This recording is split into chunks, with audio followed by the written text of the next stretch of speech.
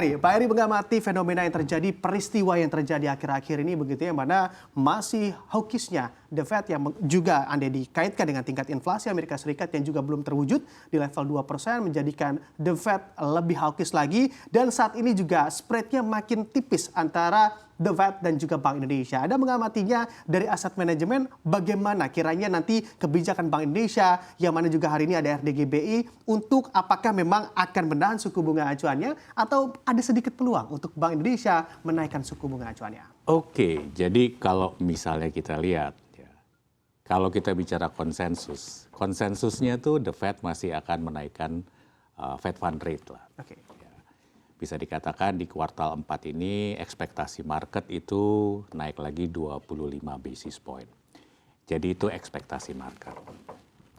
Yang berikutnya kalau kita lihat apa yang terjadi di Indonesia, ya, sebetulnya kayaknya kalau kita lihat kecenderungannya sih memang Bank Indonesia untuk mempertahankan tingkat suku bunga benchmarknya.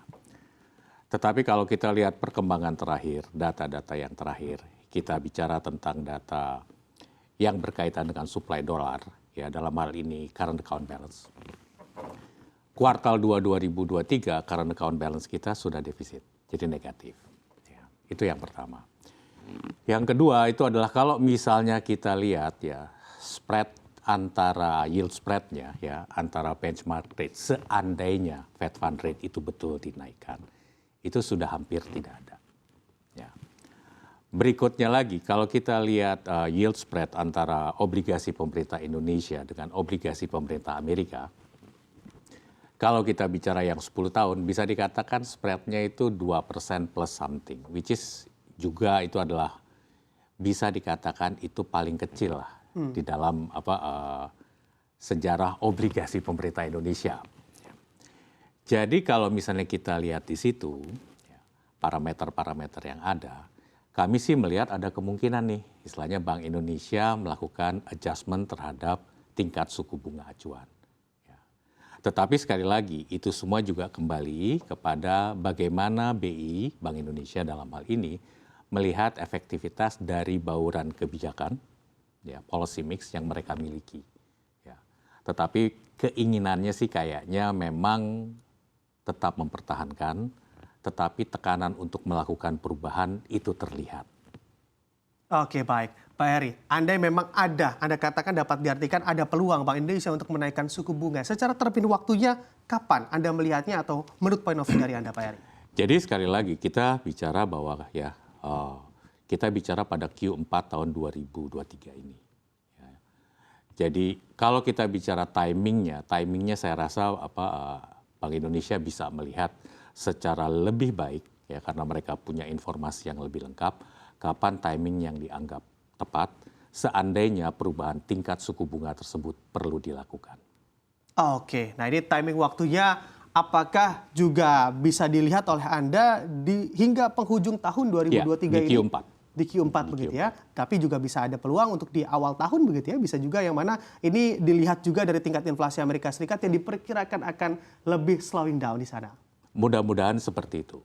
Jadi sekali lagi kalau kita lihat kebijakan Bank Indonesia itu istilahnya kan mereka sifatnya antisipatif. Ya.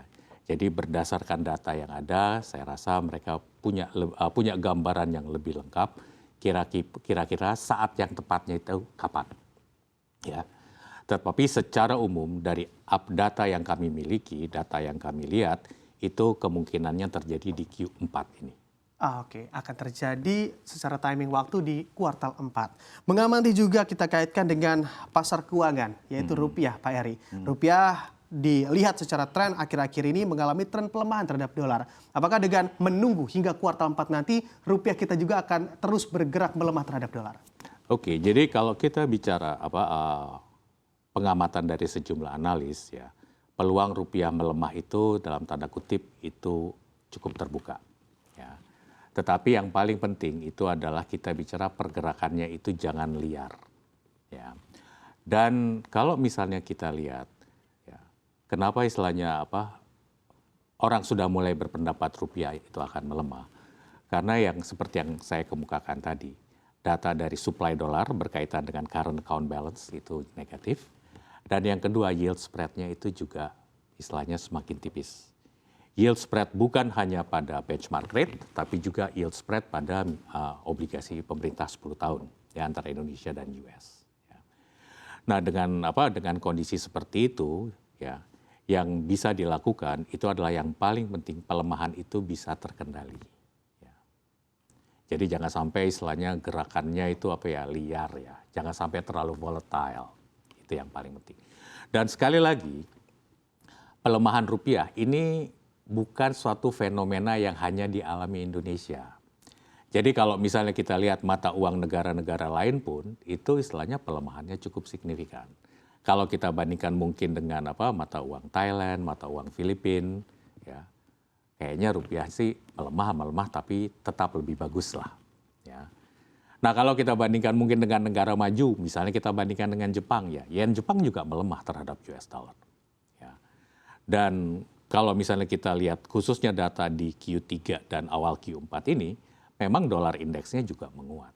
Dan kalau kita bicara apa sih dolar indeks itu kan perbandingan antara mata uang dolar dengan basket dari mata uang negara-negara maju. Jadi kecenderungan dolar menguat ini tidak hanya spesifik Indonesia, tetapi istilahnya memang itu fenomena yang sifatnya mendunia. Ya. Jadi saya sih melihatnya kayaknya kita nggak usah khawatir terlalu banyak gitu ya.